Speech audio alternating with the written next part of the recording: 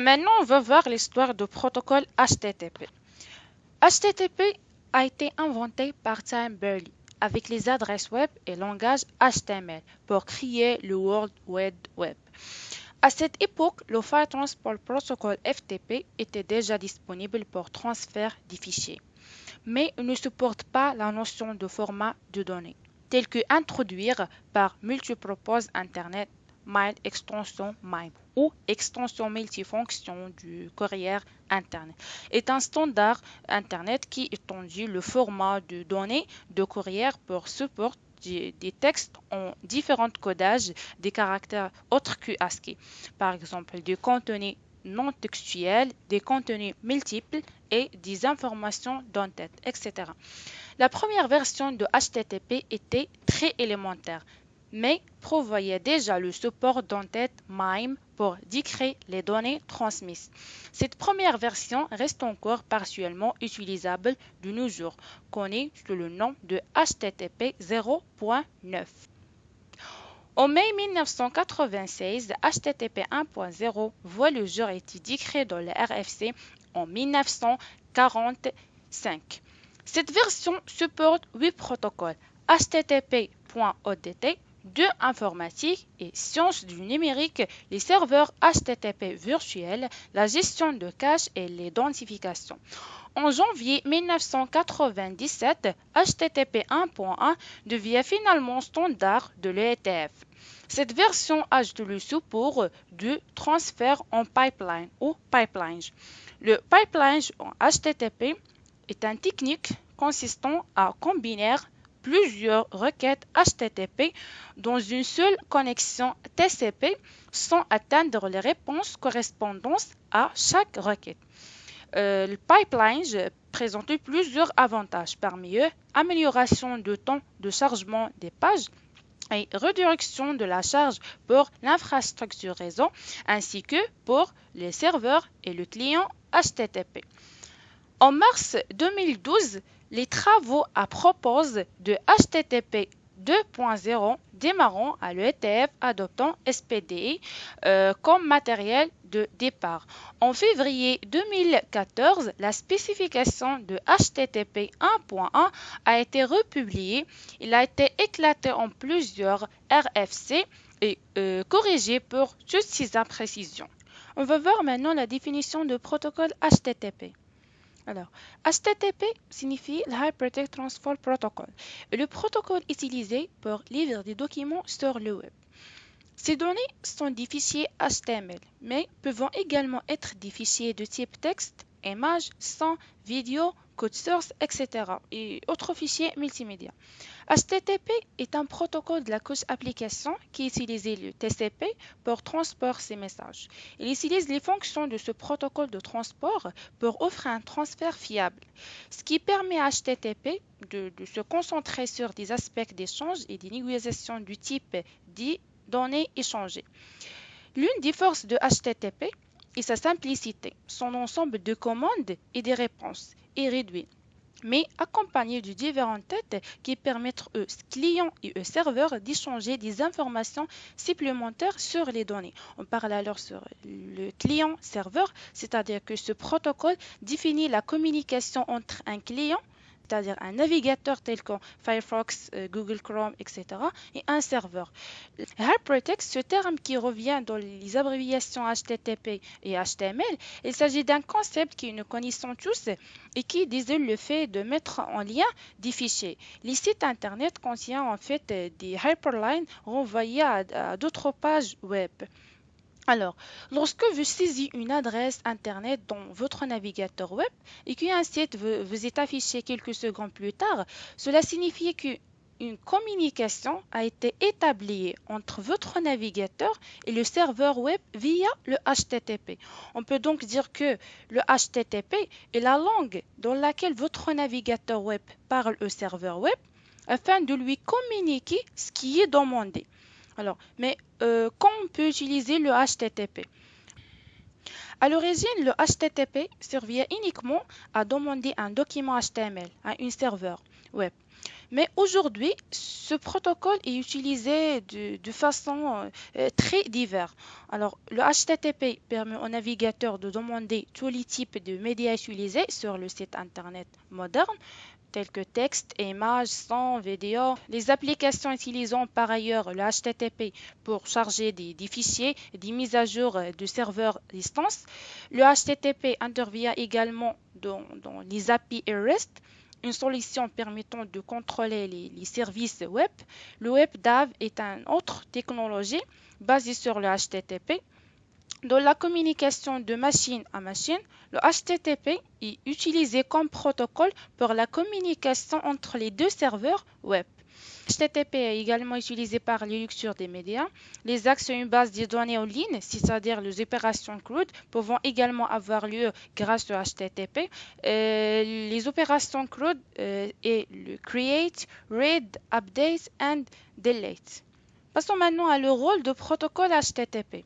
Le Hypertext Transfer Protocol, littéralement protocole de transfert hypertext, est un protocole de communication client-serveur développé pour le World Wide Web. Il peut fonctionner sur n'importe quelle connexion fiable. Dans le fait, on utilise le protocole TCP comme couche de transport. Nous avons déjà vu ça.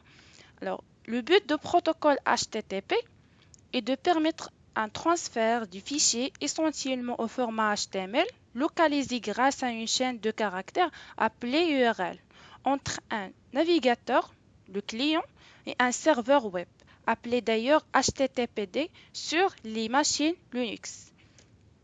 Bien. Alors, est-ce que l'écriture de le nom de protocole HTTP au début de l'URL obligatoire ou bien optionnel? Alors, HTTP du point de slash est le protocole qui va être utilisé par le serveur et votre ordinateur pour communiquer. Ce protocole crypté échanges des informations entre le serveur et votre ordinateur. Les navigateurs sont rajoutés le nom de protocole automatiquement. Il est donc plus nécessaire de le taper. Préférable. Allez vers le navigateur. On va taper n'importe quel, juste pour le test.com.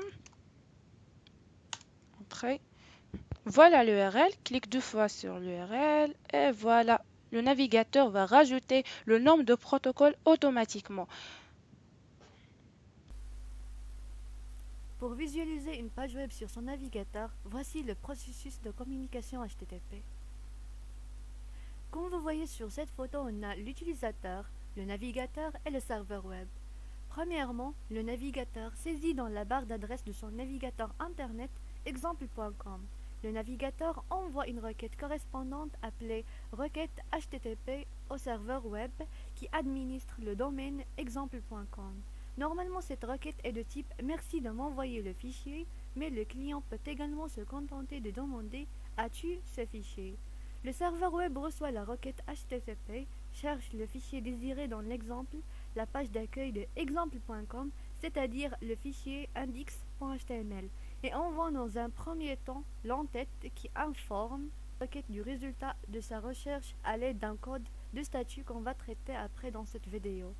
Si le fichier a été trouvé et si le client demande à l'obtenir, c'est-à-dire si le client ne souhaite pas uniquement de savoir s'il existe, après l'entête, le serveur envoie le corps du message, à savoir le contenu à proprement parler.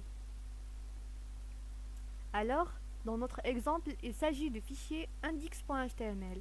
Le navigateur reçoit le fichier et l'affiche sous forme de site internet pour que l'utilisateur puisse le visualiser. Passons maintenant à l'URL. HTTP utilise une adresse appelée URL, Uniform Resource Locator. Une URL est constituée de plusieurs composantes dans le protocole utilisé dans le cas qui nous intéresse, HTTP, le nom de domaine du site qui contient la ressource, un numéro de port optionnel et un chemin qui mène vers la ressource sur le site du serveur. Les URL ont été conçues de manière à pouvoir être utilisées pour désigner des ressources pour d'autres services que HTTP, par exemple FTP, Telnet, etc. Voici la structure de l'URL. On a ici le service, le nom de domaine, le port et le chemin. Parmi les services que l'URL peut contenir, on a FTP, File Transfer Protocol, un protocole de communication destiné au partage de fichiers sur un réseau TCP/IP. Telnet, un protocole utilisé sur tout réseau TCP/IP, permet de communiquer avec un serveur distant en échangeant des lignes de texte et en revenant des réponses également sous forme de texte. Et Mail2, alors Mail2 c'est un schéma d'URL permettable de créer un lien hypertexte vers une adresse électronique. L'URL Mail2 permet de générer un nouveau mail sans que l'utilisateur n'ait à saisir l'adresse du destinataire. Le port est celui du service. Lorsque celui-ci n'apparaît pas dans l'URL, on utilise celui défini par défaut pour le service en question. Par exemple, le port par défaut pour HTTP est 80. Alors si on a ici dans le service HTTP, le port sera 80. Celui de FTP est 21 et celui de Telnet est 23. Le chemin désigne le nom de la ressource. Ce chemin est relatif à un répertoire qui désigne le point de départ pour localiser les documents sur le disque du serveur. Ce répertoire s'appelle généralement document route dans la plupart des serveurs HTTP. Lorsque le chemin n'est pas spécifié, un document par défaut qui correspond à la page principale du site, accueil ou home page, généralement appelé index.html, est utilisé. Sur le web, les clients comme votre navigateur communiquent avec les serveurs web en utilisant le protocole HTTP. Ce protocole contrôle la façon dont le client formule ses demandes et la façon dont le serveur y répond. Le protocole HTTP connaît différentes méthodes de requête et il est utile de connaître au moins les plus courantes d'entre elles. Par exemple, on a la méthode GET. La méthode GET demande une représentation de la ressource spécifiée. Les requêtes GET doivent uniquement être utilisées afin de récupérer des données. La méthode POST est utilisée pour envoyer une entité vers la ressource indiquée. Cela entraîne généralement un changement d'état ou des effets de bord de serveur. La méthode HEAD demande une réponse identique à une requête GET pour laquelle on aura omis le corps de la réponse. On a uniquement l'entête.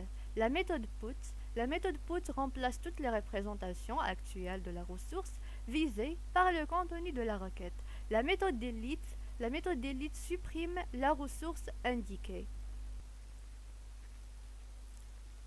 Maintenant, on va voir la différence fondamentale entre la méthode GET et la méthode POST. Les requêtes HTTP POST ajoutent des données supplémentaires dans le corps du message d'un client ou navigateur envoyé à un serveur. En revanche, les requêtes GET incluent toutes les données requises dans l'URL. Les formulaires HTML peuvent utiliser l'une ou l'autre méthode en spécifiant méthode égale à POST ou méthode égale à GET. La valeur par défaut sera la méthode GET, dont l'élément forme. La méthode spécifiée détermine le mode de soumission des données de formulaire au serveur. Lorsque la méthode GET est utilisée, toutes les données de formulaire sont codées dans l'URL et ajoutées à l'URL en tant que paramètres. Avec POST, les données de formulaire apparaissent dans le corps du message de la requête HTTP. Alors, voilà la différence entre ces deux méthodes, la méthode GET et la méthode POST. On passe maintenant à la pratique, dans laquelle on va voir la différence entre les deux méthodes GET et POST. Alors, dans le cas de sites web modernes et interactifs, le client, c'est-à-dire le navigateur web, récupère non seulement un document HTML sur un serveur, mais il va envoyer aussi souvent des informations comme le texte d'un terme de recherche que l'utilisateur a saisi dans le champ de recherche, le contenu d'un formulaire rempli, le trait d'une liste, la sélection des filtres dans un boutique en ligne, etc. Alors, pour la transmission de ces données au serveur, le protocole HTTP prévoit différentes méthodes de requête, mais le plus important, c'est les deux méthodes GET et POST. Bien que les deux aboutissent au même résultat, elles sont fondamentalement différentes. Alors, dans notre cas, je vais utiliser un formulaire à remplir que j'ai déjà créé. Voilà la formule. qui contient trois champs. La première champ pour le nom, la deuxième champ pour le password et la troisième champ pour l'envoyer des données. Alors, c'est-à-dire que les données vont envoyer vers le fichier control get.php grâce à la méthode get. Voilà. Dans le fichier control get.php, je vais afficher les données pour le nom et pour le password. Alors, voilà la formule. Je vais remplir par n'importe quel. Je prends comme nom Ali. Je prends comme password 1, 2, 3, 4, 5, n'importe. Envoyer. Et voilà les informations. Ok, c'est pas grave. Votre nom est Ali. Votre mot de passe est 1, 2, 3, 5. Le plus important, c'est l'URL. Voici la URL. Voilà, il y a localhost, c'est-à-dire la machine locale, les dossiers que j'ai déjà créés, les fichiers, voilà, et les deux variables name et password qui existent dans la formule. Voilà, name égale à name et name égale à password qui contient les deux informations que j'ai remplies dans la formule, Ali et le password. C'est-à-dire, lorsque j'utilise la méthode get, toutes les données de formule, elles sont apparues dans l'URL, comme vous voyez ici. Et il est facilement de modifier, ou bien j'ai l'autorisation de modifier aussi. Par exemple, je modifie le password et je vais modifier le nom par. Et voilà, les données sont modifiées facilement. Alors, ces données-là sont ajoutées à URL en tant que paramètre. C'est-à-dire qu'à partir de la URL, je peux modifier les données de l'utilisateur. Alors, on passe maintenant à la méthode post. Comme vous voyez, je gardais le même exemple, un petit formulaire simple pour le nom, password et submit pour envoyer les données vers le fichier control post.php dans lequel je vais afficher les deux informations name et password. Mais cette fois-ci, je vais utiliser la méthode post. Alors, voici la formule. Je veux prendre comme nom Malak et comme password 1, 2, 3, 4, 5. Envoyer. Et voilà. Voilà les données. Comme vous voyez ici, les données n'apparaissent pas dans l'URL comme get. C'est-à-dire que lorsque j'utilise la méthode post, les données ne sont pas visibles pour les utilisateurs et les portées de requête post illimitées. Vous n'avez pas le droit de modifier les données à partir de la URL. Alors, je peux conclure que dans la méthode get, il existe l'absence de protection des données.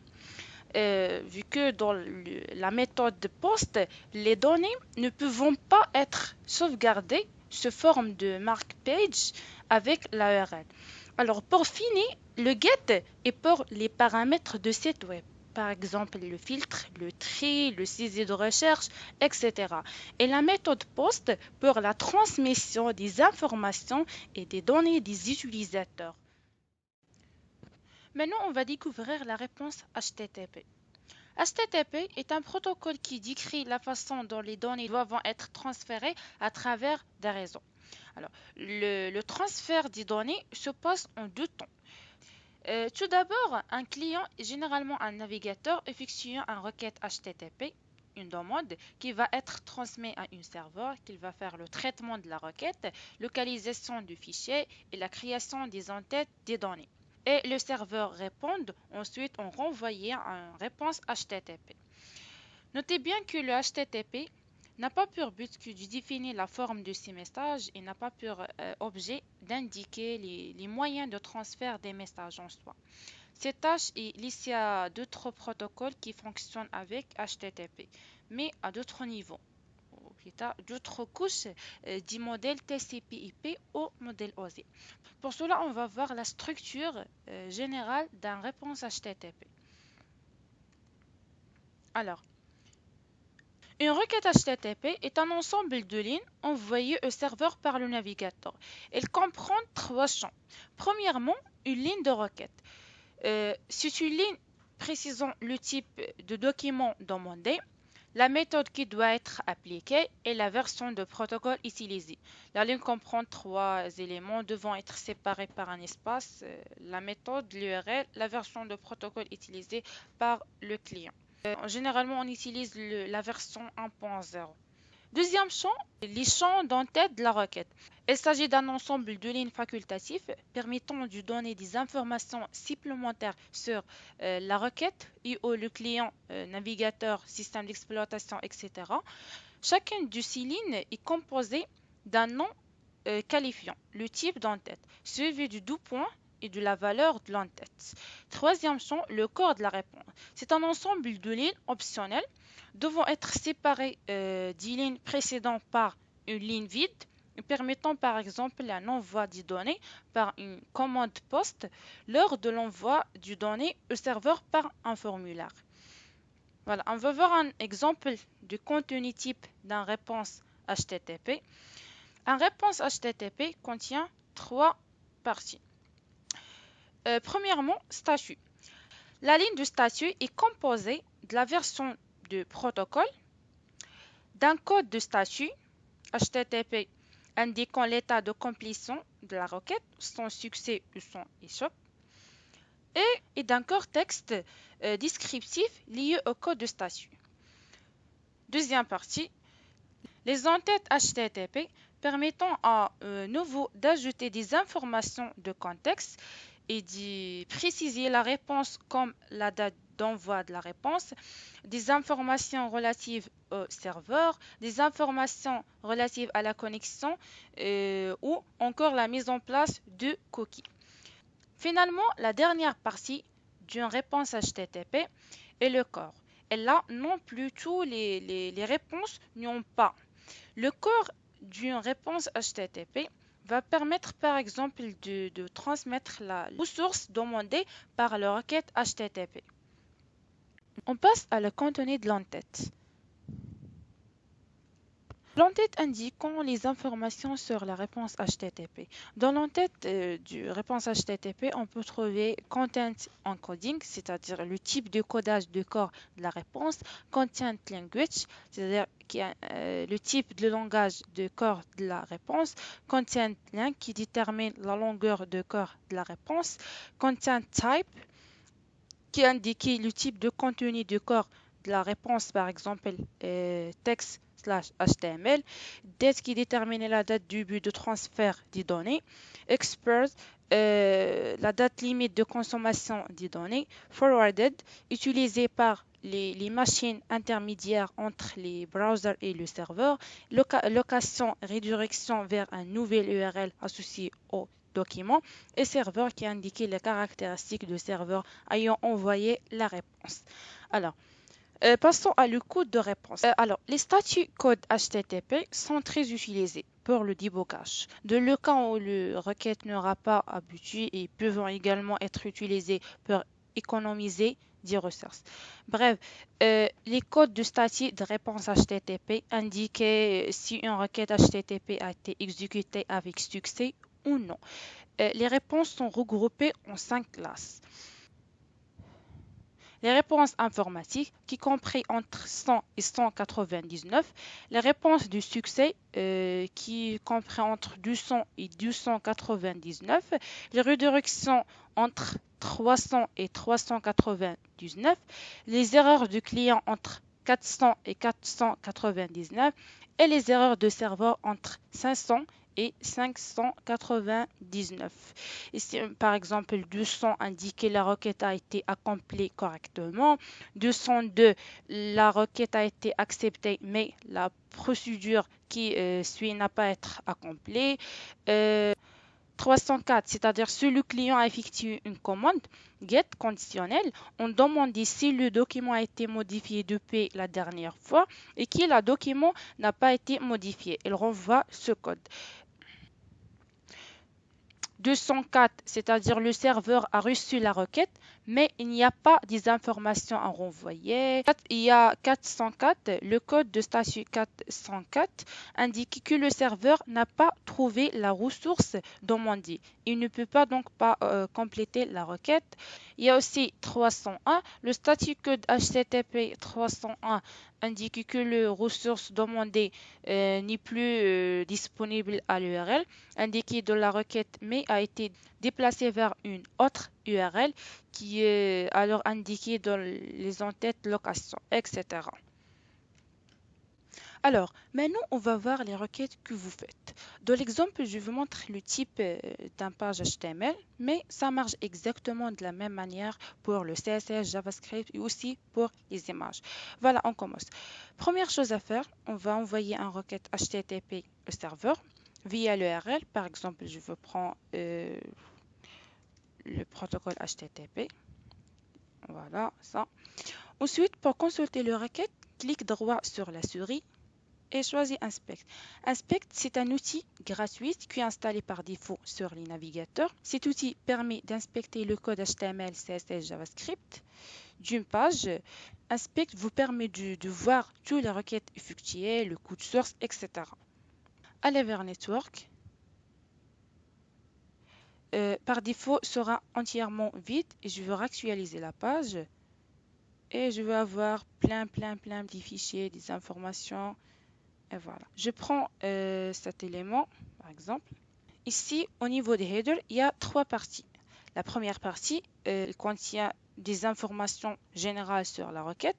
Comme vous voyez ici, l'URL, la méthode qui a été utilisée, le code statut du son, indique que la requête a été traitée avec succès, c'est-à-dire que la réponse du serveur est donc envoyée sans problème. Remote address, voilà l'adresse IP et le port par défaut de le protocole HTTPS.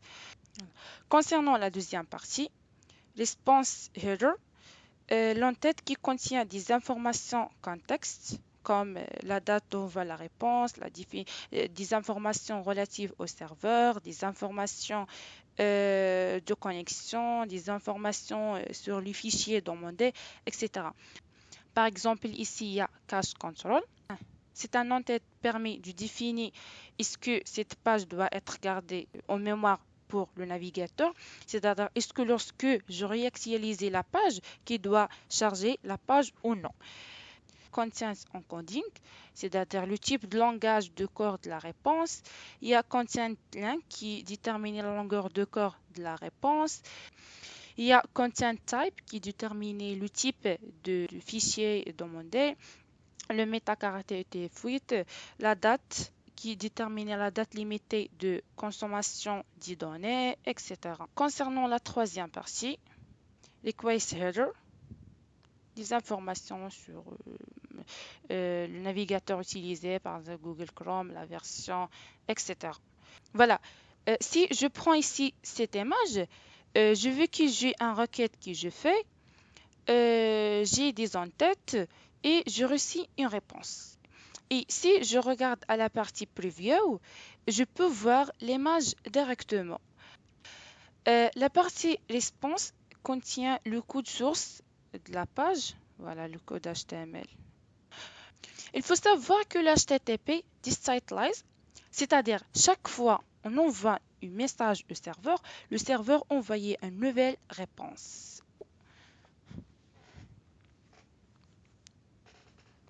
Maintenant, on va voir la différence entre HTTP et HTTPS. HTTP, les données ne sont pas chiffrées. HTTP est un système sans état, ce qui signifie qu'il permet de créer des connexions à la demande. Lorsque vous cliquez sur un lien, une connexion est sollicitée et votre navigateur web envoie la demande au serveur qui répond en ouvrant la page. Plus la connexion est rapide, plus les données s'affichent rapidement. En tant que protocole de couche d'application, L'unique objectif de HTTP est d'afficher les informations demandées sans se soucier de la façon dont ces informations se déplacent d'un endroit à un autre. Malheureusement, cela signifie que HTTP peut être intercepté et éventuellement détourné, ce qui rend les informations et leur destinataire, c'est-à-dire vous, vulnérables. HTTPS n'est pas l'opposé de HTTP. Tous deux sont des protocoles de transfert hypertexte qui permettent à des données web d'être affichées sur votre écran lorsque vous envoyez une requête. Cependant, HTTPS est légèrement différent, plus avancé et bien plus sécurisé. En gros, le protocole HTTPS est une extension de HTTP. Le S à la fin est l'initiale du mot secure sécurisé et elle fonctionne grâce au protocole TLS, Transport Layer Security. C'est un protocole qui assure la confidentialité des échanges entre les applications de communication et les utilisateurs sur Internet.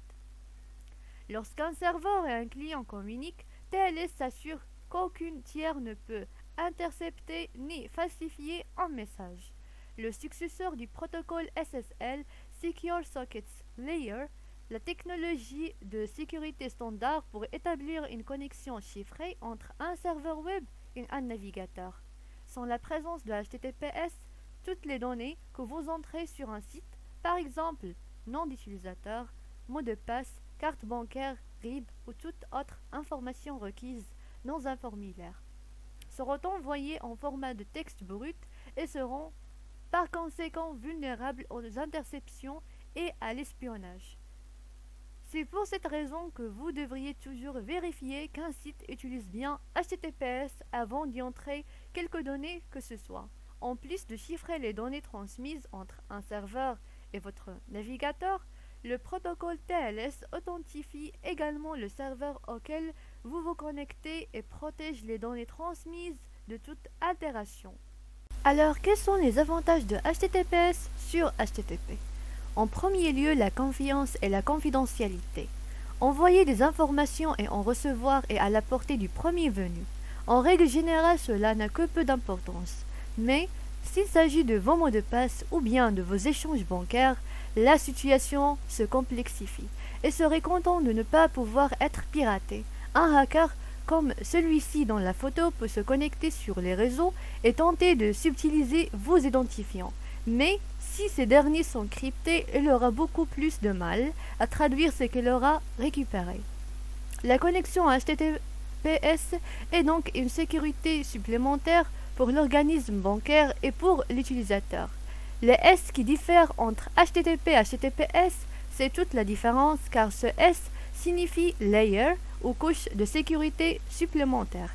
C'est en quelque sorte un semblant de VPN sans dire son nom, fait pour sécuriser les échanges. Le pirate peut vous ausculter, il n'aura jamais les deux clés de décodage, donc il ne pourra pas traduire les échanges avec votre banque. Et c'est là que le TLS, nouvelle dénomination du SSL, prend toute son importance. Par ailleurs, pour sécuriser l'internaute, vous verrez apparaître dans pratiquement tous les cas, Firefox, Google, etc., un petit cadenas fermé ou ouvert en début de la syntaxe, avec parfois la précision sécurisée. Voici une photo qui résume ce qu'on a vu sur HTTP et HTTPS. On a deux utilisateurs.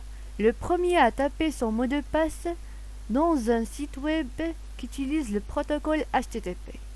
La deuxième a fait la même chose, mais cette fois-ci avec le protocole HTTPS. Donc la différence est claire. Le premier mot de passe sera pas crypté, mais le deuxième sera crypté. Et le hacker peut voir le mot de passe, mais dans ce cas-là, le mot de passe est déjà crypté, donc le hacker ne peut pas le voir.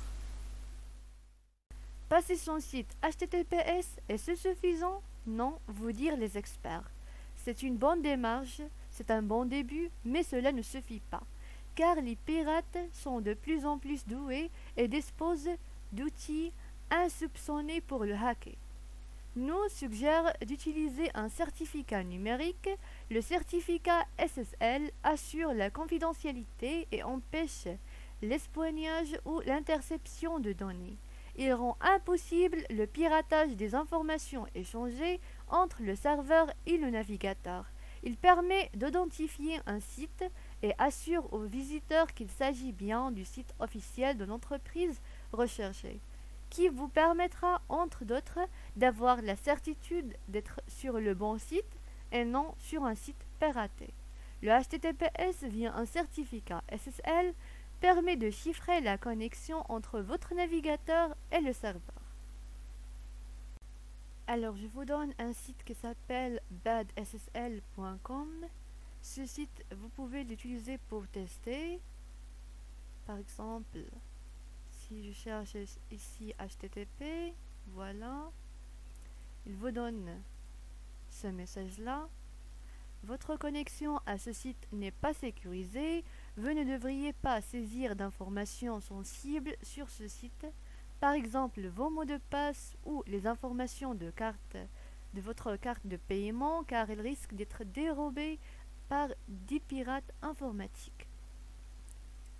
Et voilà, car il utilise le protocole HTTP et pas HTTPS. Donc c'est vraiment pas sécurisé.